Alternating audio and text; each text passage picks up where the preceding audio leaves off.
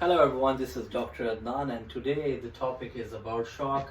So how many types of shock? There is a cardiogenic shock, hypovolemic shock and septic shock, and then we're going to discuss about how hemodynamic effects on the shock, like talking about cardiac index, right atrial pressure, PCWP, systemic vascular resistance and mixed venous oxygen saturation. So first let's talk about cardiogenic shock. So this cardiogenic shock means that heart is not pumping enough blood to the body. So there's a pump function defect. There's something wrong with the heart. So how it gonna affect the cardiac index? Cardiac index will decrease very low because there is something wrong with the heart. Like it's a pump function, this systolic dysfunction, diastolic dysfunction, all the function of the heart is affected, like in the heart attack, and heart is in decompensated state and also trying to compensate and decompensate. So the body will weaken? Yeah, so body is not getting perfused and patient is in shock. We blame to the heart. So this is like cardiogenic shock. Now the cardiac index will decrease. What happened to the pressure? Because heart is trying to compensate, so the pressure will increase. Right atrial pressure increase, PCWP increase. What's gonna happen to the systemic vascular resistance? It means the vessels are trying to constrict to retain the more fluid into the body. So systemic vascular resistance will increase. And what's gonna happen to the mixed venous oxygen saturation? That's gonna decrease because tissues are not getting perfused. So there's a vasoconstriction going on. What causes the cardiogenic shock? So what can cause? It's a problem inside the heart. Is any cardiac condition.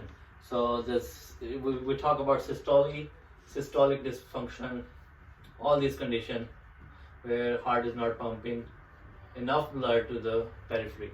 So now the next thing is we have hypovolemic shock. What is hypovolemic shock? As the name suggests, hypo means low volume, like volume depletion. Volume depletion. So how we can distinguish between hypovolemic and cardiogenic shock? So in the case of hypovolemic shock, there is a less volume. The plasma or blood is very low. We can say plasma or blood volume is decreased. So patient is not getting. Patient is actually in hemodynamically unstable state, and patient is having a low blood volume. So how we can correlate here? That cardiac index will decrease. What's gonna happen to the right atrial pressure? Pressure will decrease. PCWP decrease because there's a less blood coming to the heart and there's a less pressures. There's nothing wrong with the heart, it's because of volume depletion. So what's gonna happen with the systemic vascular resistance? It will increase because body is trying to constrict the vessels to increase the resistance. And what happened with the mixed venous oxygen saturation will also decrease. There's vasoconstriction going on.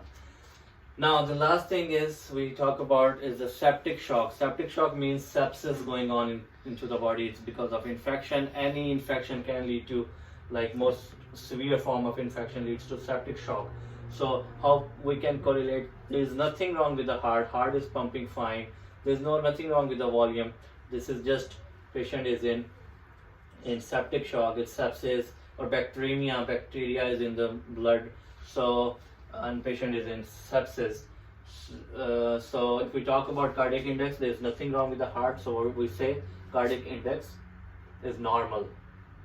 Normal. You could say normal. That's how you can remember. Or increase. What happened to the pressures? Pressures are decreased. PCWP. What's happening with the PCWP? It will also decrease.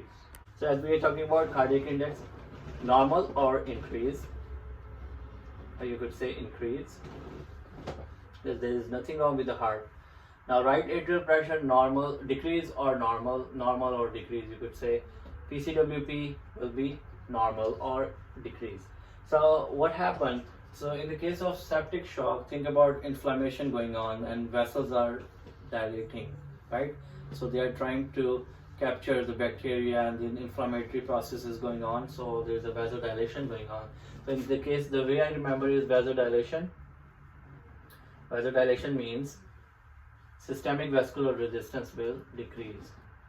And in case of vasodilation, this is a vessel and vessel is dilated, so more oxygen is going to the venous. So this way you can remember mixed venous oxygen saturation will increase. So this is how you can distinguish between all these type of shocks when it comes on USMLE question, and you can figure out with the arrows up and down. So guys, if I miss anything, you guys can write in the comment section and let me know. So for now, I would say I pretty much wrap up this thing, and if you have any question, you can ask me in the comment section.